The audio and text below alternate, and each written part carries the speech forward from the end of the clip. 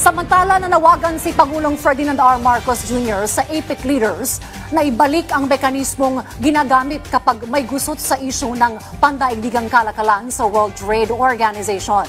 Ayon pa sa Pangulo, kalimitang nadedehado ang maliliit na ekonomiya kapag walang grupong dumidinig sa mga apela. Yan ang ulat ni Raquel Bayan ng Radyo Pilipinas.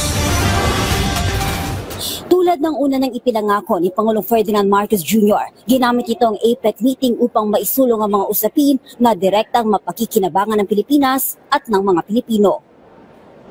Sa intervention ng Pangulo sa pagbubukas ng unang sesyon ng APEC Economic Leaders Meeting, ipinanawagan ni Pangulong Marcos ang pagbibigay prioridad para sa ganap na pagpapanumbalik ng appellate body at dispute settlement mechanism ng World Trade Organization. Isa itong mekanismo na sinusunod sa oras ng hindi pagkakaunawaan sa linya ng kalakalan sa pagitan ng mga kasabing miyembro ng World Trade Organization. Sa kasalukuyan, hindi gumagana ang appellate body ng WTO dahil sa kakulangan ng miyembro nito. Paliwanag ni Pangulong Marcos, sa kawalan ng mekanismong ito, naagrabyado ang maliliit na ekonomiya. Kaugnay nito, hinihikayat rin ni Pangulong Marcos ang APEC members na isulong ang mga bagong disiplina na magbibigay daan sa pagyabong ng digital era at lilikha ng mas maayos na kondisyon para sa pagninegosyo sa rehiyon.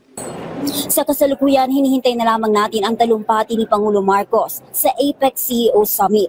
Panibagong plataforma ito para sa Pangulo upang maisulong muli ang interes ng Pilipinas at ng mga Pilipino sa harap ng international community.